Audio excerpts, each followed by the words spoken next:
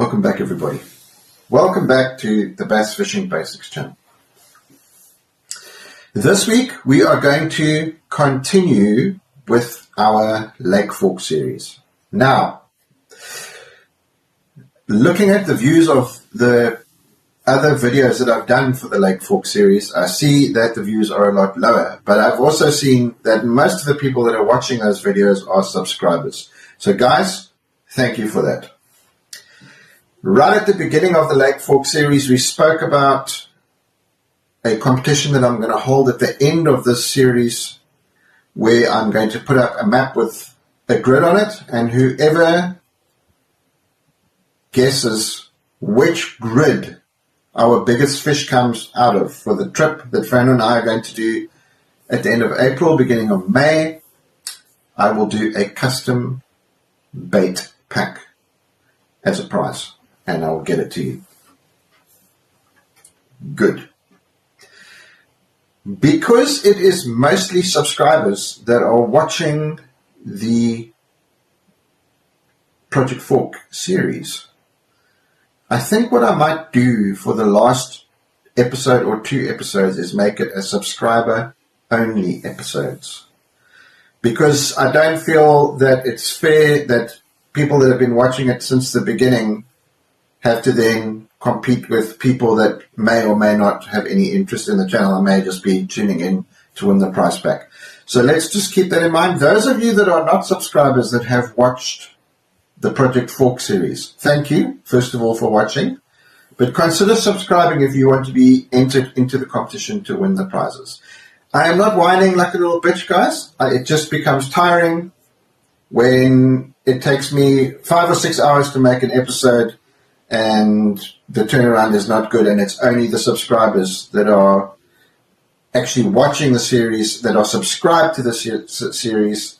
So it gets to a point where you go, well, I don't really know if it's worth making that anymore. So subscribers, you guys are automatically entered. If you enter the competition, you guys are in.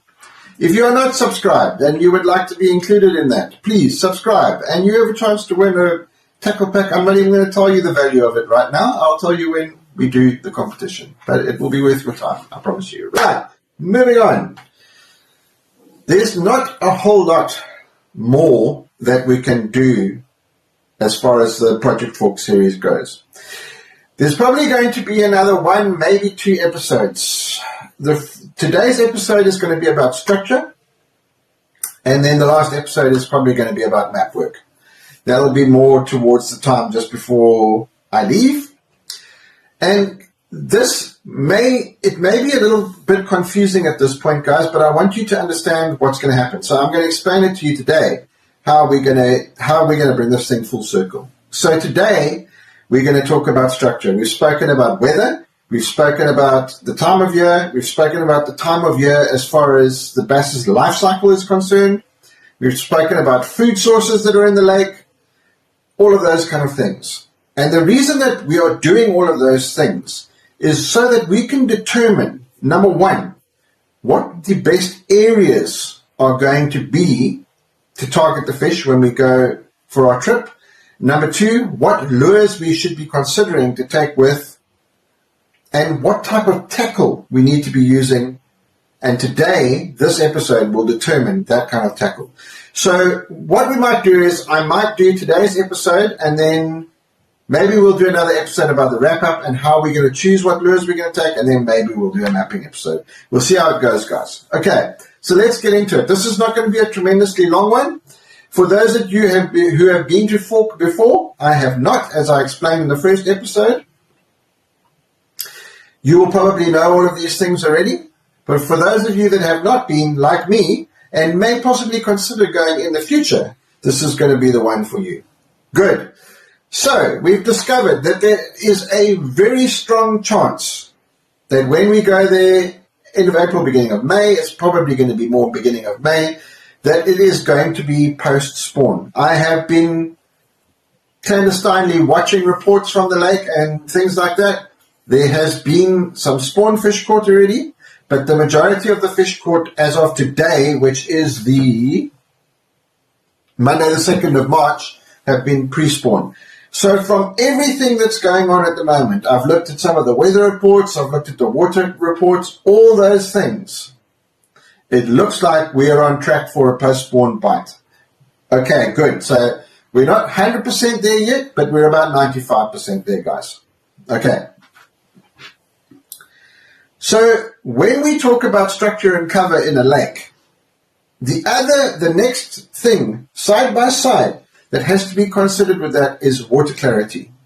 Because there is absolutely no point in going into a situation where you've got cold, dirty water and you want to go and start fishing rock or timber or something like that without any plan. You're going to have a lot of fruitless days on the water catching one or two fish, and it will drive you insane. So, in this particular scenario, and I will confirm exactly what the weather is doing before I leave, guys, so that you can make your final decisions in the competition, but it looks like it is going to be a post-spawn deal. At that time of year, normally the water is clear to stained with pockets of dirty water where you've got running. They do get some precipitation or rain at that time of year, but that is not when they get their main rain. Good. So, we know that the fish have been up shallow spawning. The majority of the time when those fish are spawning, they're either looking for hard objects or harder bottom to spawn on, like gravel. For those of you that don't know, Lake Fork was built as a trophy bass fishery, so all of those things are present in the spawning areas. They exist. I have done a lot of research into it. The lake was designed that way. There is ample spawning area for fish in Lake Fork to spawn. Cool. But there is a very strong chance that when we get there, it's going to be post-spawn. So what do we need to be looking at for the post-spawn? Well, here's what I found in my research. Okay. We are going to be fishing primarily the southern half of the lake. So if you look at a map of Lake Fork, you'll see a bridge that goes across the lake. I think there's more than one bridge, but the main bridge, it's a highway that goes across the lake. Anything south of that highway is where we plan to fish. Now, that could change once we get there, but at this point, that is what the planning has been centered around. For those of you that have not been to Lake Fork, this lake contains vast areas of flooded timber. It was a valley that they flooded when they made the lake. It's a man-made lake. Does it qualify as a reservoir? Yes, it does, but it is called Lake Fork. So that's going to be the number one cover and structure, depending how you look at it, that we are going to look at when determining places to go and fish, in conjunction with everything else we've already discussed, and then what we are going to discuss with regard to map work. Good. So we are looking for the first break areas back from the spawning areas. So obviously it's going to vary according to what the water level is like in the lake and what the water clarity in the lake is. But we're the first deeper areas off the spawning areas in Lake Fork. So that could be in 8 foot of water, and it could be in 20 foot of water. There may even be fish that have moved back to their summer haunt areas, which could be 25 to 30 foot of water. But the area that we have decided we are going to target is going to be between 14 and 25 foot. We have made that decision because we do not have time to cover anything else whilst we are there. So we made a decision that is the area that we are going to target. Again, that could well change when we get to the lake and see there may be a change in lake level or whatever the case might be. Okay. That doesn't mean that we won't go and look shallow in the mornings. Maybe there's fish chasing bait or whatever the case might be. We absolutely will do that. But the majority of the time, we are going to focus on those post-spawn areas. So what do we look for when we are targeting bass in their post-spawn areas? I have a couple of things that traditionally have worked well for me when I was in South Africa. a lot of the lakes that I fished where I lived in South Africa are set up almost identical to the way that Lake Fork is set up. There are areas of mud or soft bottom or silt, then there are areas of rock with timber or a mix of both. There are plenty of jetties on Lake Fork or docks on Lake Fork as well. Until I get there or start doing some really, really intense map work, I won't know if any of them are deep enough for bass to hold on post-spawn. However, I can promise you that I will be fishing some docks whilst I'm there. But primarily the structure and cover that Fran and myself are going to focus on when we go to Lake Fork is going to be deep timber,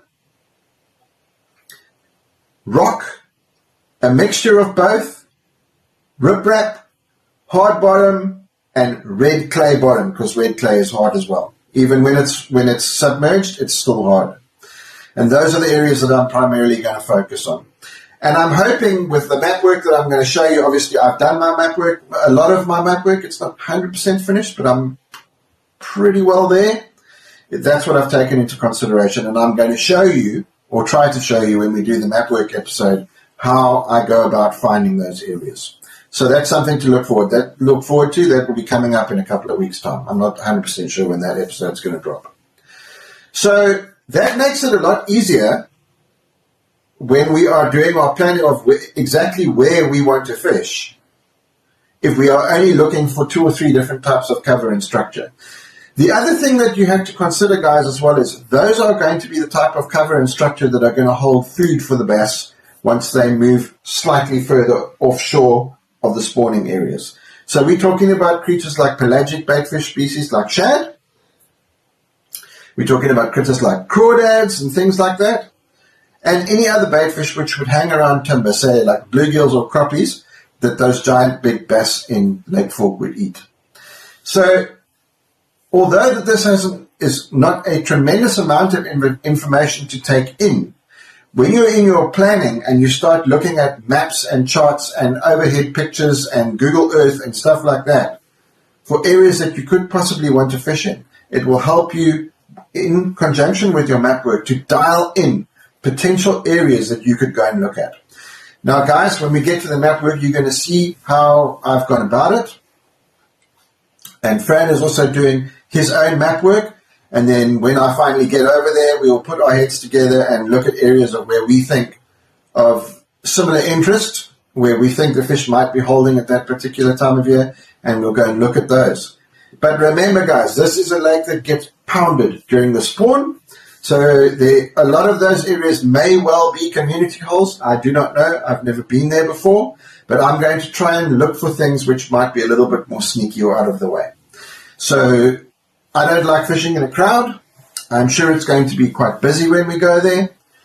And that is why another one of the reasons that we've chosen to target the slightly deeper water. I am not the world's best bait fisherman.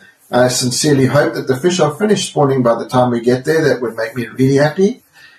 Although it is more difficult to target post-spawn fish, once you get your baits, your type of cover or structure dialed in and your depth dialed in, you can target them pretty well.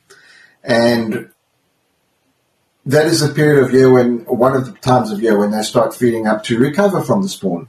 So obviously we discussed in one of the first episodes, we are going there specifically to look for a bigger fish.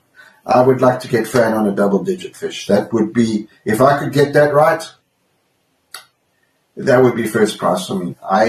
I would really, really hope that could be something he could achieve on this trip. So that's going to do it for this week, guys. That's Project Fork. I think it's episode 4 or 5. I can't remember. The next time we talk, we're going to bring it all together. We're going to tie it all in with all the information that we've got. For the next episode, the mapping is not going to be crucial because the mapping is going to be more about the general areas we're going to look at. So all the stuff that's gone before, we're going to bring that all together. I'm going to tell you what I've decided on and discussed with Fran about the types of baits that we're going to try. I've made a bunch of baits. I'm going to show you some of the stuff that I've made. I'm not 100% sure what we're going to do yet. And we're going to tie all of that information together. And that is going to be that as far as the planning goes. And then we'll talk a little bit about mapping. I have gone and got a bunch of waypoints. I'm going to explain to you how to do that. And of the general areas, I am not really a spot fisherman. I like to fish an area. It doesn't have to be a big area, but I am generally speaking an area fisherman. And that's how I have always been. I find spot fishing to be too unreliable. So I like to fish areas, and in my areas are usually combined with depth, clarity of water, and type of cover or structure. So that's how we're going to bring the whole thing together at the end. And that's how we're going to do our competition. Those of you that are considering entering the competition, guys, there's not a whole lot of stuff you've got to do. You'll have to comment with your block or your grid reference. And the first one that comments with that block or grid reference and gets the area where we end up getting our biggest fish will win the prize. And it's going to be a good prize. So I hope you all enter, and I hope you enjoy these last couple of episodes of Project Forked. Thanks for joining us, guys. We'll see you next time. I'm not sure what we're going to do next week. It may be another Project Fork, or it may well be something completely different. We'll see you next time.